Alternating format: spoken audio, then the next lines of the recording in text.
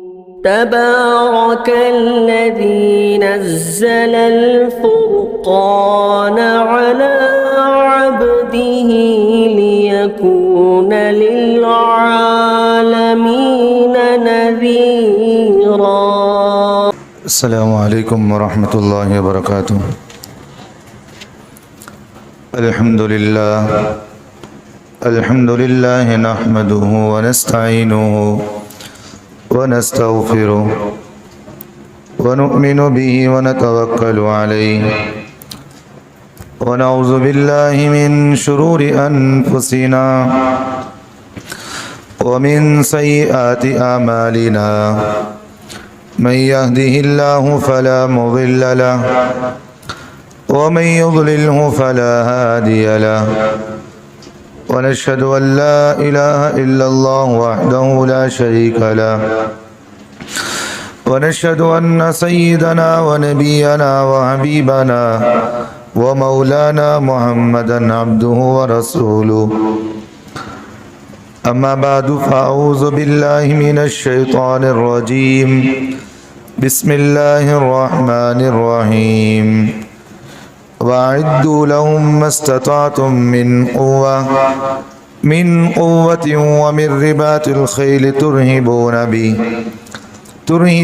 بِهِ عَدُوَّ اللَّهِ وَعَدُوَّكُمْ وَآخَرِينَ مِن دُونِهِمْ لَا تَعْلَمُونَهُمْ اللَّهُ يَعْلَمُهُمْ وَمَا تُنْفِقُوا مِنْ شَيْءٍ فِي سَبِيلِ اللَّهِ يُوَفَّ إِلَيْكُمْ وَأَنْتُمْ لَا تُظْلَمُونَ.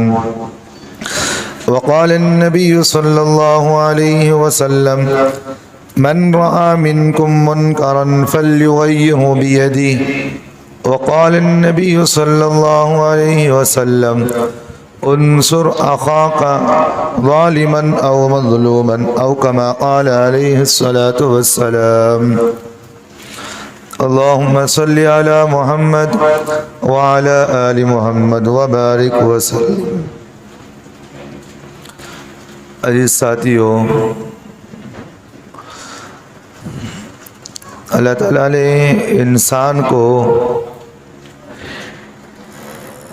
کچھ عبادتیں ظاہری رکھے ہیں اور کچھ عبادتیں اللہ تعالیٰ نے باطنی رکھے ہیں. عبادت ظاہر کا بھی نام ہے اور باطن کا بھی نام ہے. اگر کوئی آدمی یہ کہے کہ بھئی صرف ظاہری عبادت ہی اصل مقصود ہے تو اس آدمی کی بات کو نہیں مانا جائے گا. جیسا کہ مثال کے طور پر اگر کوئی آدمی کہے ظاہری عبادت سے مراد نماز پڑھنا، حج کرنا اور صدقہ دینا، یہ سب چیزیں وہ ہیں جو ظاہری چیز آدمی عمل کرتا ہے. باطنی عبادت جیسا کہ روزہ رکھنا، یہ باطنی چیز ہے، اندرونی چیز ہے، اور ذکر و اذکار کرنا یہ بھی اندرونی چیز ہے.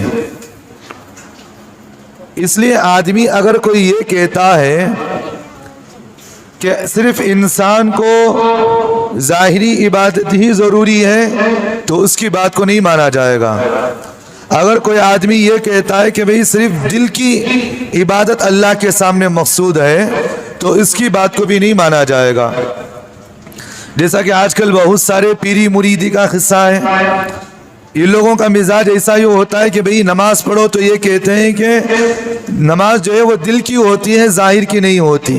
تو آدمی یہی سوچتا ہے کہ بھئی آج کل ایسا مزاج ہے جو پیری مریدی کا قصہ چل رہا ہے. اب ان لوگوں سے کہا جاتا ہے کہ بھئی نماز نہیں پڑھتے تو کہتے ہیں کہ بھئی دل کی نماز ہم پڑھیں گے. روزہ رکھو تو کہتے ہیں کہ بھئی ہم دل کا روزہ رکھیں گے. اب ان سے کہا جاتا ہے کہ حج نہیں کرتے تو کہتے ہیں دل کا ہم حج کریں گے. تو یہ آدمی، یہ لوگوں کی باتیں بھی کوئی شریعت کے اندر ان کا اعتبار نہیں کیا جاتا. اگر ان لوگوں سے سوال یہ کیا جائے کہ بھئی آپ جس طرح دل کی نماز پڑھتے ہیں، دل کا روزہ رکھتے ہیں، دل کا حج کرتے ہیں، دل سے جو ہے وہ صدقہ دیتے ہیں، تو آپ شادی بھی دل سے کر لے، کھانا بھی دل سے کھا لے، ضرورتیں بھی دل سے کر لے، پیشاب و پاخانہ بھی دل سے کر لے، تو کہتے ہیں کہ اس کے بعد کا اعتبار نہیں ہوتا. تو لوگوں کا مزاج آج یہی ہے. تو اللہ تعالیٰ کے نزدیک دونوں چیزیں ہیں، ظاہر بھی ہے باطن بھی ہے، یہ دونوں چیزوں کی عبادت کا، دونوں چیزوں کے مجموعے کا نام عبادت ہے۔ اور دوسری بات یہ ہے کہ آدمی صرف یہ سمجھے، چھوڑ دو لوگ صاحب اب وہ چپکے پھر انگلیاں کرتے رہے خرابی چھو جاتا۔ تو بعض لوگ یہ سمجھتے ہیں کہ نماز پڑھ لیا، روزہ رکھ لیا، حج کر لیا اور جو ہے زکوٰۃ دے دیا، صرف اسی کا نام دین ہے۔ بات سمجھ میں آ رہی؟ بعض لوگ یہ سمجھتے ہیں کہ دین جو ہے وہ 4 چیزوں کا نام ہے، نماز پڑھنا، روزہ رکھنا، حج کرنا اور زکوٰۃ دینا، یہ 4 چیزوں کا نام ہی دین آدمی سمجھتا ہے۔ حالانکہ دین جو ہے یہ ارکان ہے، یہ ارکان ہے یہ، اور دین کے اندر فرائض بہت سارے ہیں، جیسا کہ پڑوسیوں کے حقوق ادا کرنا یہ فرض ہے، بہنوں کے حقوق کو ادا کرنا یہ فرض ہے، اور جو ہے رشتہ داروں کے حقوق کو ادا کرنا یہ فرض ہے، غریبوں کے حقوق کو ادا کرنا یہ فرض ہے۔ اس طرح جو ہے بہت سارے فرائض ہیں، لیکن آدمی یہ سمجھ بیٹھا ہے کہ بھئی چند چیزوں کو آدمی لے لیا اور سمجھا کہ دین اسی کا نام ہے۔ اور ہر آدمی اپنے شعبے میں یہی سمجھتا ہے، جس شعبے کے اندر میں ہوں وہی دین ہے، دوسرے اس کے علاوہ جتنے شعبے ہیں وہ سب جو ہے بیکار ہیں۔ کوئی لوگ دین کی محنت کر رہے ہیں تو یہ سمجھتے ہیں کہ بھئی ہم جو ہے یہی دین کی محنت اصل ہے، اس کے علاوہ جتنی بھی عبادتیں وہ سب بیکار ہیں۔ اب حج کرنے والا یہ سمجھتا ہے میں حاجی ہوں، میں حج کرنے والا ہوں، اس کے علاوہ جتنی بھی عبادتیں وہ سب بیکار ہیں۔ نماز پڑھنے والا یہ سمجھے کہ بھئی میں نمازی ہوں، میں نماز پڑھنے والا ہوں، اب اس کے علاوہ جتنی بھی عبادتیں سب بیکار ہیں، تو آدمی کی بات کو مانا جائے گا؟ نہیں مانا جائے گا۔ بھئی وہ کہنے والا بھی بے وقوف، جو بات سمجھ رکھا ہے وہ بھی بے وقوف ہے۔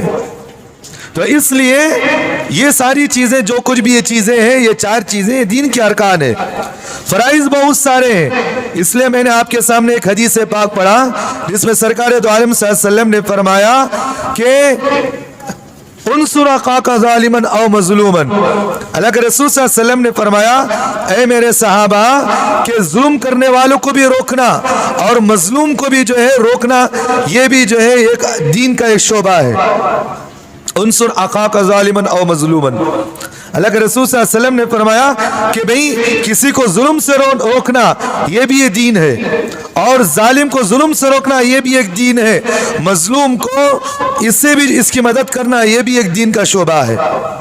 آج ہمارے مسلمان یہ نہیں سمجھتے، بھئی مثال کے طور پر کوئی آدمی کو 4 لوگ گلی کوچوں میں پکڑ کر کسی کو مار رہے ہیں، کسی پر ظلم کیا جا رہا ہے، کسی کو جو ہے ڈانٹا جا رہا ہے، گالیاں دی جا رہی ہے، ایک آدمی سامنے کھڑے ہو کے اسے معلوم ہے کہ بھئی اس پر ظلم کیا جا رہا ہے، لیکن اس کے پاس طاقت ہے، سب کچھ ہے، یہ آدمی جانتا ہے کہ یہ جو سامنے والا آدمی ہے، اس کو جو گالیاں دے رہا ہے، اس پر جو ظلم کر رہا ہے وہ ناحق کر رہا ہے، اس کو معلوم ہے، اس کے باوجود بھی نہیں روک رہا، یہ گنہگار ہوگا۔ تو سرکار دو عالم صلی اللہ علیہ وسلم نے فرمایا کہ بھئی کسی پر ظلم ہو رہا ہو اس ظلم سے روکنا بھی یہ مدد ہے۔ اور پھر اللہ کے رسول صلی اللہ علیہ وسلم نے آگے فرمایا کہ انصر اخاک ظالما او مظلوما۔ صحابہ نے پوچھا کہ نبی جی مظلوم کی مدد کرنا تو ہمیں سمجھ میں آ گیا، بھئی کسی پر ظلم کیا جا رہا ہے، کسی کو مارا جا رہا ہے، کسی کو گالیاں دی جا رہی ہو، کسی کو جو ہے کسی کا مال چھینا جا رہا ہے، اس کا مال چوری کر لیا، تو یہ تو بات ہمیں سمجھ میں آ رہا ہے، یہ مظلوم ہے، اس کی ہمیں مدد کرنا چاہیے ہے، یہ تو بات ہمیں سمجھ میں آ گئی۔ لیکن ظالم کی مدد کیا مطلب ہے؟ بھئی ظالم کا اس کو مدد کس طرح کیا جائے؟ تو سرکار دو عالم صلی اللہ علیہ وسلم کو حضرات صحابہ نے یہ سوال کیا اے نبی جی مظلوم کی مدد کرنا تو ہمیں سمجھ میں آ گیا، لیکن ظالم کی مدد ہم کس طرح کریں؟ تو سرکار دو عالم صلی اللہ علیہ وسلم نے فرمایا ظالم کو اس کے ظلم سے روکنا یہ مدد ہے۔ بھئی مثال کے طور پر ایک آدمی گلی کا روبدار بنا ہوا ہے، بات سمجھ میں آ رہی؟ محلہ کا روبدار بنا ہوا ہے، اپنے آپ کو وہ روبدار سمجھتا ہے، حالانکہ وہ روبدار نہیں ہوتا۔ اس لیے ہماری زبان میں ایک بات کہی جاتی ہے کہ گلیوں کا اور جو کوچوں کا علاقوں کا روبدار بننا یہ کتوں کی علامت ہوتی ہے، یہ کتوں کی علامت ہوتی ہے، یہ روبداری کرنا یا اپنے آپ کو بڑا سمجھنا یہ کتوں کی علامت ہوتی ہے، خیر خواہی کا معاملہ کرنا یہ انسانیت کی علامت ہوتی ہے۔ گلی کوچوں کی محلے کی اپنے آپ کو روبدار سمجھنا یہ کتوں کی علامت ہے۔ इंसानियत अल्लाह के रसूल सल्लल्लाहु अलैहि वसल्लम ने यही तो बात हमें समझाई।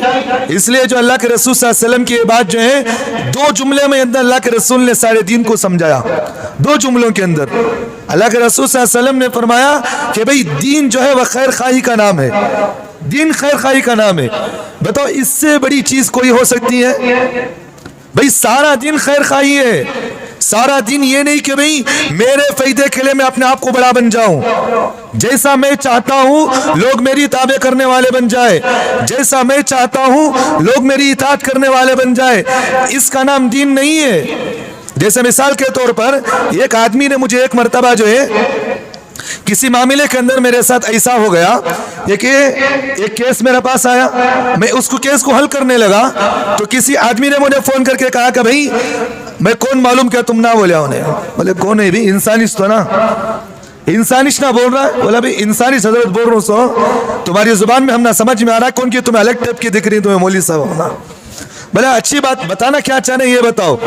ये कहा कि भाई मेरा भाई ने, मेरे दोस्त ने जो है एक मर्डर किया है, इसके केस को तुम्हें लेने की क्या जरूरत थी? इसके केस को तुमने किस तरह लिया?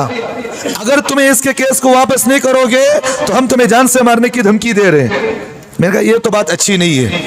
भाई आदमी दूर से बैठ करके किसी पर रोब झाड़ दे ये तो कुत्तों की अलामत होती है, बात सामने की जाए तो ये कहते हैं कि भाई ये मर्द बने की अलामत होती है।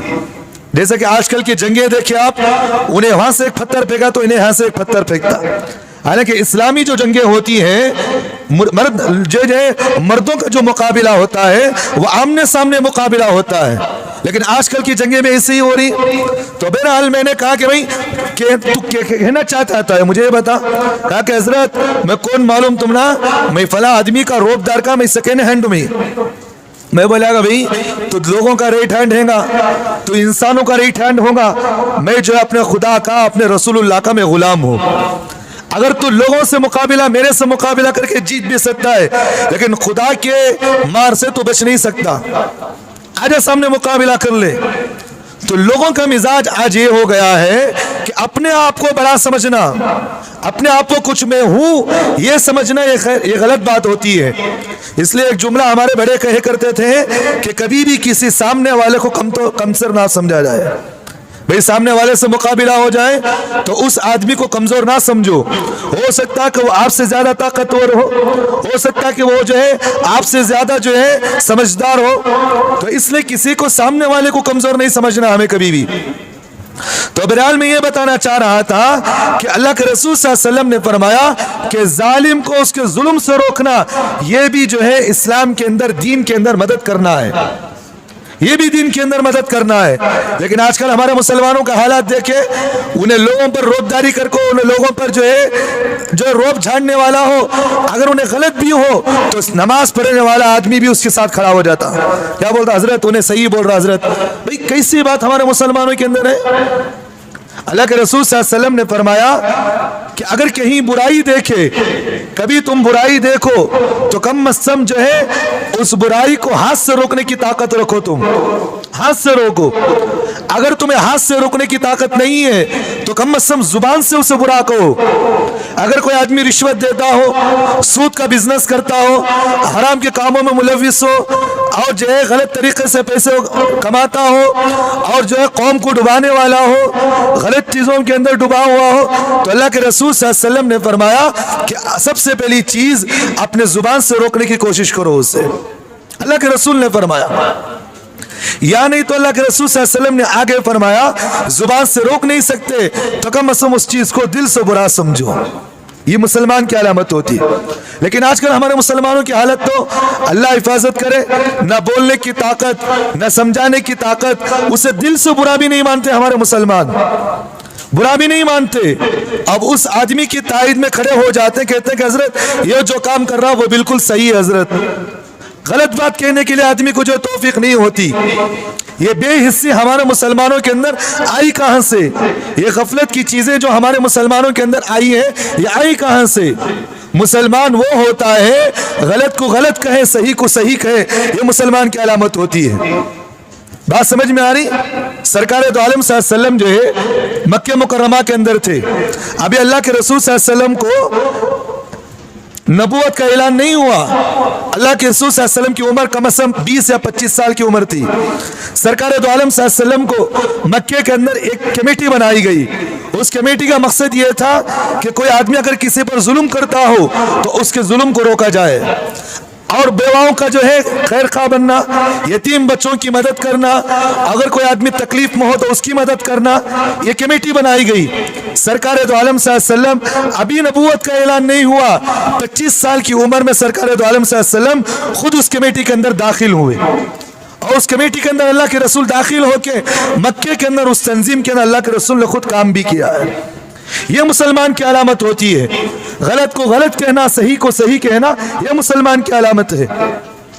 और अल्लाह के रसूल सल्लल्लाहु अलैहि वसल्लम को जिस वक्त नबूवत मिली, एक नुक्ते की बात ज़हन में रखना, अल्लाह के रसूल सल्लल्लाहु अलैहि वसल्लम को जिस वक्त नबूवत मिली तो अल्लाह के रसूल नबूवत मिलने के बाद अल्लाह के रसूल सल्लल्लाहु अलैहि वसल्लम के जिस्म के अंदर एक कपकपी तारी हो गई, परेशान हो गए।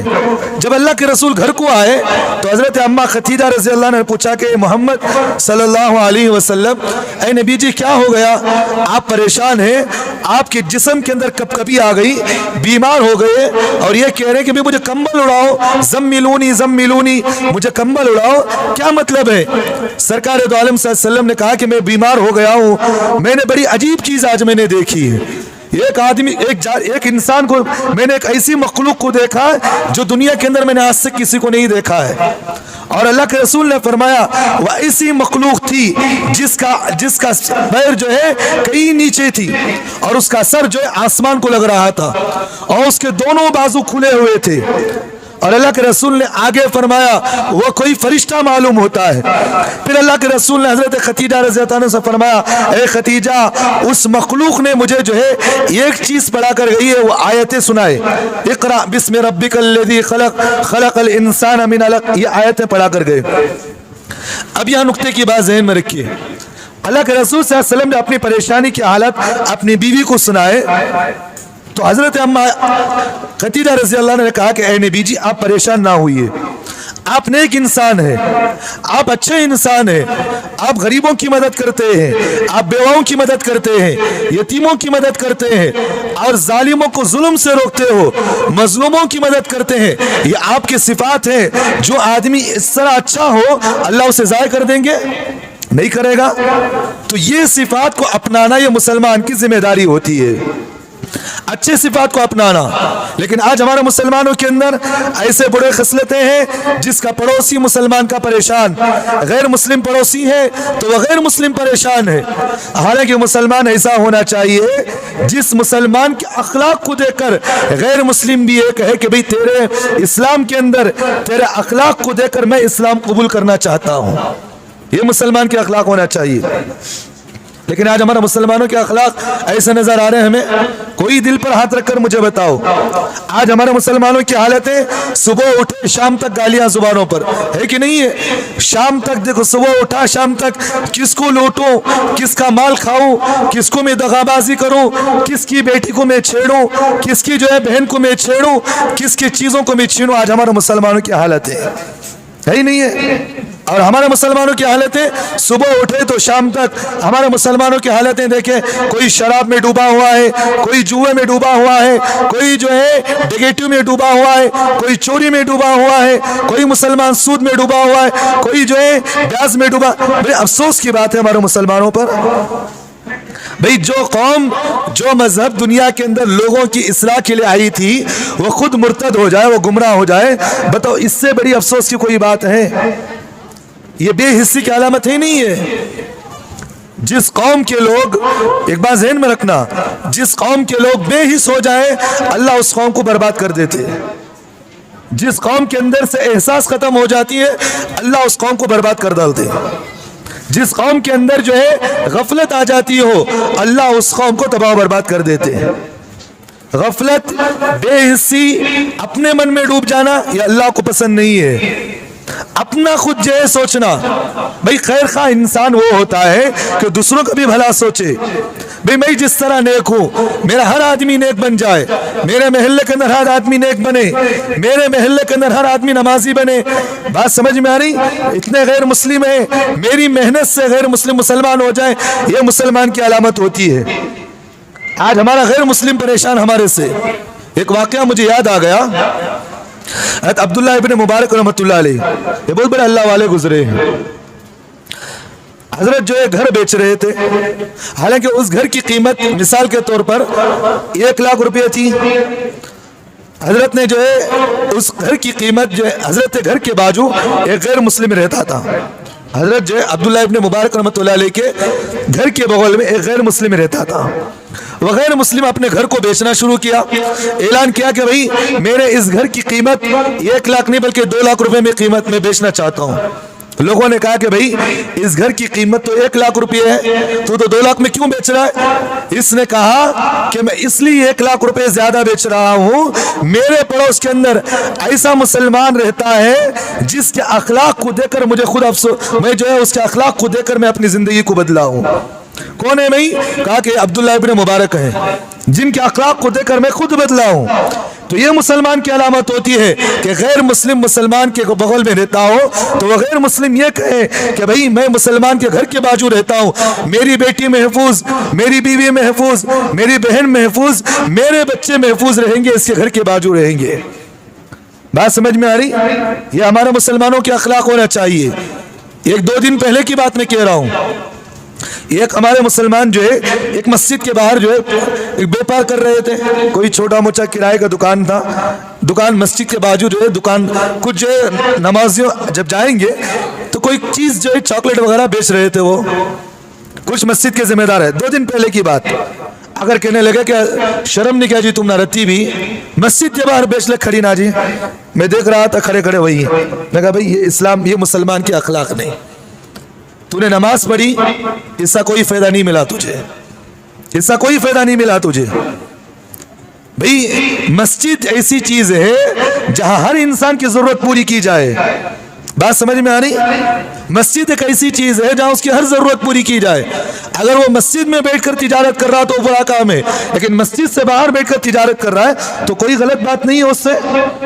اب اس کو گالیاں گلوچ دی جا رہی ہے, نمازی آ رہے ہیں اس کو گالیاں دے رہے ہیں, اسے برا بھلا کہہ رہے ہیں. میں نے کہا یہ اخلاق مسلمانوں کے نہیں ہوتے, مسلمانوں کے نہیں ہوتے. میں نے وہی کر کے ایک مثال پیش کی. میں نے کہا کہ اگر کوئی غیر مسلم کے سامنے, دکان کے سامنے کوئی مسلمان دکان لگا لے تو وہ غیر مسلم کہے گا بھائی آپ جو ہے بجائے میرے دکان کے سامنے دکان لگانے کے تھوڑی باجو آپ کھڑے ہو کر بیپار کر لے, میں اس سے کوئی اعتراض نہیں کروں گا. یہ غیر مسلم کے اخلاق ہیں. جو دنیا کے اندر اخلاق سکھانے کے لیے آیا تھا, دنیا کے اندر جو لوگوں کو مذہب سکھانے کے لیے, انسانیت سکھانے کے لیے آیا تھا, آج وہی انسان بے مذہب بیٹھ کر بد اخلاق بن کے آج ہمارا مسلمان بنا ہوا ہے. اسٹیشنوں میں جاؤ, تھانے میں جاؤ, کیسز ہمارے مسلمانوں کے زیادہ چل رہے ہیں. طلاق کے آپ شعبے لو, ہمارے مسلمانوں کی زیادہ ہے. کاٹا کوٹی میں دیکھو ہمارے مسلمان زیادہ ہے. غلط کاموں میں دیکھو, رشوت میں دیکھو ہمارے مسلمان زیادہ ہے نہیں ہے. روب داری میں دیکھو, لوگوں پر جو ہے اپنی روب کو جھاڑنے میں دیکھو ہمارا مسلمان آگے ہے. لیکن وہی عبادتوں کا موقع ہے, نماز کا موقع ہمارا مسلمان نہیں آتا. ایک افسوس کی بات مجھے یہ بھی کہنے پڑتی ہے, کوئی غیر مسلم کو آپ دیکھیں مسجد میں آ کر نماز پڑھا انہیں نہیں دیکھے آپ. کوئی بھی ٹوپی پہن کر غیر مسلم, چاہے وہ ووٹ کے ذریعے سے کیوں نہ ہو, اب الیکشن کے موقع چلے ہیں, کوئی غیر مسلم ایک طبی ٹوپی پہن کر مسجد میں آ کر وضو بنا کر نماز پڑھا کون بھی دیکھے, اکا دکا کون بھی 1 میں 1% نکل گیا ہوگا, 100 کے اندر کوئی 1% نکلا ہوگا. لیکن اکثر عمومی طور پر ہمارے مسلمان ووٹ مانگنے کے لیے جاتے ہیں تو مندروں کے چرچوں کے سامنے جا کر بٹ لگا کر بے غیرت بن کے ہمارا مسلمان وہاں کھڑا ہوتا نہیں ہوتا ہے. جب ان سے کہا جاتا ہے کہ بھئی یہ اسلام نہیں ہے, تم نے جو اپنی دین کو بیچ کے دنیا خریدی ہے. اگر کوئی مولوی صاحب جمعہ کے بیان میں اس کا نام لے کو بول ڈالیں دے, دوسرا جمعہ حضرت تمہیں جاؤ حضرت بس کرے سو بیان تمہیں کہتے, بولتے نہیں بولتے بھئی, بس حضرت بولے سو تمہیں ہمارے محلے کے جو ہے کونسلر کے بارے میں تمہیں ایسا بول ڈالے. یہ بد اخلاقیں ہمارے مسلمانوں کے اندر آئی نہیں آئی. بھئی آدمی ایمان کو بیچ رہا ہے اسلام کے نام پر, اخلاق کو بیچ رہا ہے اسلام کے نام پر. اب یہاں نہیں بولی جائے تو پھر کہاں بولی جائے بتا مجھے. اور دین جو ہے وہ سیاست کا نام بھی ہے. ایک بات نوٹ رکھنا, دین سیاست کا نام ہے اور سیاست بغیر دین کے نہیں چلے گی. बात समझ में आ रही? और कोई आदमी सिर्फ दीन पर अमल करता हो, नमाज रोजे का पाबंद हो, हज का पाबंद हो, दीन की मेहनतें करता हो, लेकिन सियासत नहीं मानता, तो मैं कहता हूं उस आदमी का ईमान भी मुकम्मल नहीं हुआ। बात समझ में आ रही? क्योंकि सबसे बड़े सियासतदान वो अल्लाह के रसूल है। बात समझ में आ रही? सरकार दो आलम सल्लल्लाहु अलैहि वसल्लम ने इस उम्मत को सियासत करना भी सिखाया है। सही बुखारी की रिवायत है, सरकार दो आलम सल्लल्लाहु अलैहि वसल्लम ने फरमाया मैं सियासत सिखाने के लिए भी आया हूं तुम्हें। हजरत उमर फारूक रजी अल्लाह अन्हु पूरी दुनिया पर उन्होंने हुकूमत की, क्या ये सियासत नहीं? भाई ये तो सियासत ही तो था। तो अगर कोई आदमी ये कहे कि भाई अगर कोई आदमी ये कहे सियासत जो है दीन का हिस्सा नहीं, तो मैं कहता हूं कि इसका ईमान भी मुकम्मल नहीं है। सियासत दीन का हिस्सा है, लेकिन लोग जो है सियासत के अंदर गलत लोग शामिल होने की वजह से उस सियासत को गंदा कर चुके हैं। जिनका एक जुमला यह होता है, सियासतदानों का एक जुमला यह होता है, जो आदमी सियासत में चले जाए उसका कोई मजहब नहीं होता। उनका एक जुमला होता है, इसलिए जैसा देश वैसा भेष उनका, कहां गए वैसा बन जाना। भाई इस्लाम जो है इंसान को सियासत भी सिखाती है, उसका तरीका भी सिखाता है। एक वाकया मुझे याद आ गया, ज़हन में रखना। हजरत उमर फारूक रजी अल्लाह अन्हु जो है, हजरत उमर फारूक की आदत शरीफा थी, हजरत जो रात के मौके पर मदीने मुनव्वरा के अंदर पूरी गली कुचों के अंदर हजरत उमर फारूक फिरा करते थे। तो हजरत उमर फारूक रज़ी अल्लाह अन्हु जो है जब मदीने की गलियों के अंदर रात में सफर कर रहे थे, तो रास्ते में जाते हुए हजरत उमर ने देखा कि एक यहूदी, गैर मुस्लिम यहूदी, वो रास्ते में खड़े होकर जो है भीख मांग रहा था। हजरत उमर मदीने मुनव्वरा के अमीरुल मोमिनीन है, तो भीख मांग रहा था वो यहूदी। हजरत उमर जो है वो ऐसे नहीं थे जैसा कि आज लोग रहते हैं। बात समझ में आ रही?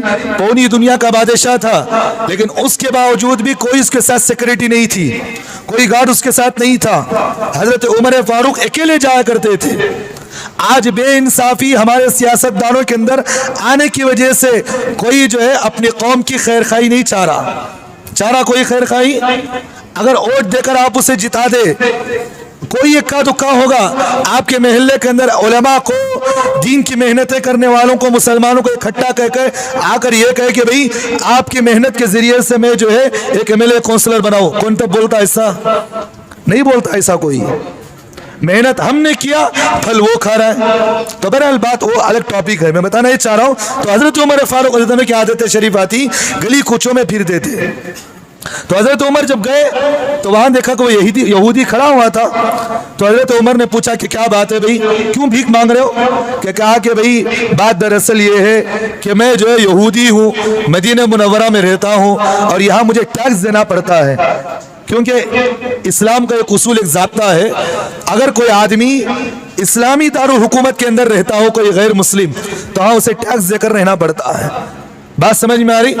तो एक उसूल, एक ज़ाब्ता है, ये अलग बात है, मैं आपको अलग कभी बताऊंगा। तो हजरत उमर को उसने जब कहा, तो हजरत उमर ने कहा कि भाई चलो अच्छी बात है, कल एक काम करना, तुम मदीने को आ जाना, मदीने मुनव्वरा की जो मस्जिद नबवी है तुम वहां आ जाना, मैं खलीफा से बात कर देता हूँ।